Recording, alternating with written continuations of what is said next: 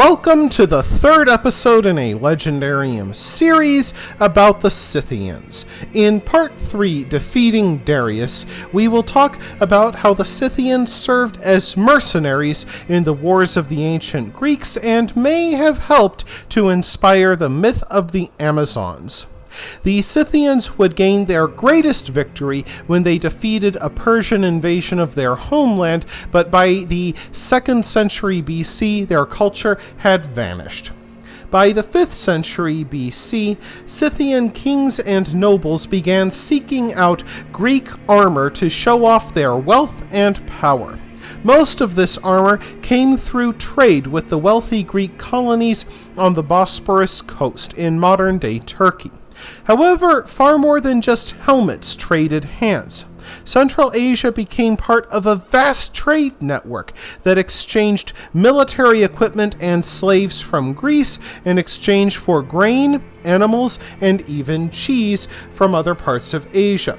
The Scythians again saw action during the late 4th century BC, when the Bosporan Kingdom, an ancient trading state with both Greek and Scythian subjects, collapsed into a brutal civil war between rival claimants for the throne. One of the armies, commanded by a claimant named Cyrus, put together an army of 30,000, a mix of Greeks, Thracians, and Scythians. The army of his rival, Arphanes, included almost 44,000 men, almost half of them horsemen. Despite being outnumbered during the decisive battle, the cavalry of Cyrus crushed that of Arphanes, broke through his ranks, and the losers had to take refuge in a nearby fortress. During this decisive battle, the Scythian cavalry's 1-2 punch of horse archery and a heavy cavalry charge once more proved devastatingly effective. Indeed, Greek contact with the Scythians helped to create one of our most enduring cultural archetypes. Few beings from Greek mythology have had the impact that the Amazon women have. These fearsome women became both admired and feared in Greece for living outside male authority, waging brutal wars, and taking any man they pleased. Like many fantastic beings, the Greeks imagined them living on the edge of the civilized world. Earlier in the Classical Age, that meant the interior of Asia Minor, far from the prosperous colonies on the coast. However, as the Greeks explored further inland and found no Amazons in Asia Minor, they supposed that the Amazons actually lived farther north. After coming into contact with the nomadic peoples of Central Asia, the Greeks saw Scythian women riding horses and engaged in archery alongside men. Though their mythology required a few rewrites, the Greeks incorporated these unconventional women into their long-standing mythos about Amazons. Indeed, Scythian women joined the men on raids and war parties. Some died in battle. About 1/3 of the graves for Scythian women included knives and daggers to join them in the next world. While the Greeks had to reimagine Amazons as archers rather than armor-clad hoplites, they still saw these Amazon women as savage and alien. Indeed, Herodotus, the sensationalist father of history, claimed that these women cleaved off one of their breasts for better posture when shooting the bow. This would, in fact, do nothing to help. About 100 years after the Scythian raids into Assyria, it became the nomads' turn to suffer invasion. By the late 500s BC, King Darius I had firmly established Achaemenid Persia as not only the greatest power of its time, but the largest empire of its time. It controlled land stretching from Anatolia and Egypt across Southwest Asia to the Indus River in the east. All the great power centers of the ancient world, from Thebes to Hattusa to Babylon, fell under the rule of the Persian Empire. The King of Kings, Darius I, however, feared that the Greeks might use the northern plains of Scythia as an invasion route of his empire, so he supposedly put together an army of 700,000 men. While this number is surely exaggerated by Herodotus, There is no doubt that Darius intended to show the troublesome Scythians that Persia ruled in the steppe.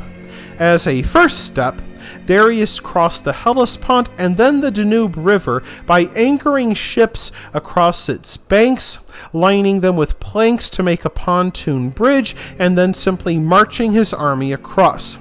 After that, Darius entered the Ocean of Grass, which housed Scythian sharks.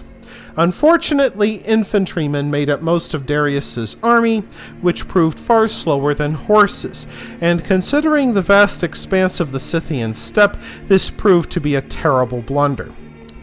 Darius had to feed and clothe a vast number of troops as they marched through an alien land. On the other hand, the Scythians took advantage of the Persian predicament by using hit-and-run tactics on their swift horses against the supply wagons. Soon enough, the Persian giant slowed to a crawl, fearful of outpacing its harried supply wagons. Before them, the Scythians poisoned wells and burned anything eatable, and soon the Persians ran low on food, water, and hay for the animals. Darius stopped his already slow advance and built a fortified camp near the Sea of Azov. He sent a messenger to the Scythian king asking why the Scythians would not stand and fight.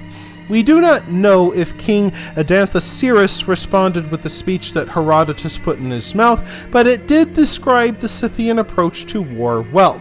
He is said to have said, "This is my way Persian. There is nothing new or strange in what I do. I only follow my common mode of life in peaceful years. We Scythians have neither towns nor cultivated lands, which might cause us, through fear of their being taken or ravaged, to be in a hurry to fight with you." In another story, Adanthorus also sent 4 gifts to Darius: a mouse, a frog, a bird, and 5 arrows. While Darius is said to have convinced himself that these 4 gifts were good omens, one of his courtiers interpreted them more correctly. Herodotus had the Persian courtier warn his king, "If we do not fly like the birds, or hide in the earth like mice, or leap into a lake like frogs, then we will never see our homes again, but will die under Scythian arrows." If that story is true, then Adanthorus and his Scythian horse archers more than kept their word. The emboldened nomads started to raid the Persian foraging parties, and even tried camping at the Danube bridges to cut off any Persian relief parties. According to lore, they even showed themselves before Darius's camp, offering the final confrontation that the Persian king so craved, but that only turned out to be a ruse to further frustrate and anguish the King of Kings, who did not look kingly in the steppe. Darius soon realized that his situation grew worse with each passing day, and in the end he chose humiliation over annihilation. He retreated with most of his army intact, and the Scythians continued to rule the plains of Central Asia. In the years following their victory over the Persians, the Scythians made life exciting and short in Thrace. However, Scythian power in southeast Europe ended in 339 BC. When one of the Scythian high kings, the supposedly 98-year-old Atheus, died at the hands of the Macedonians. However, the Macedonians soon made the same mistake that the Persians did, invading the Ocean of Grass, where the Scythians became sharks. For all that, no nation retains power forever. Another nomadic group called the Sarmatians, made up of a confederation of Iranic tribes, began crossing the Don River to occupy Scythian lands. The Scythians also faced pressure from the Sarmatians. The Scythians do not appear to have been slaughtered wholesale. Most likely, they began slowly losing ground to the newcomers. In time, Scythians who did not wish to be pushed to the fringes of the steppe joined and merged with these Sarmatians. Around the year 200 BC, the Scythians effectively ceased to exist, merged with the new peoples who populated the plains of Central Asia. However, they left behind an extraordinary legacy of military accomplishment, craftsmanship, and trade. And that wraps things up for this series of the Legendarium. I hope you enjoyed it. If you did, press like. If you want to see more, press subscribe. And if you've got anything to say, let me know in the comments section. Thanks again for joining me, and I hope that you have a great rest of the day.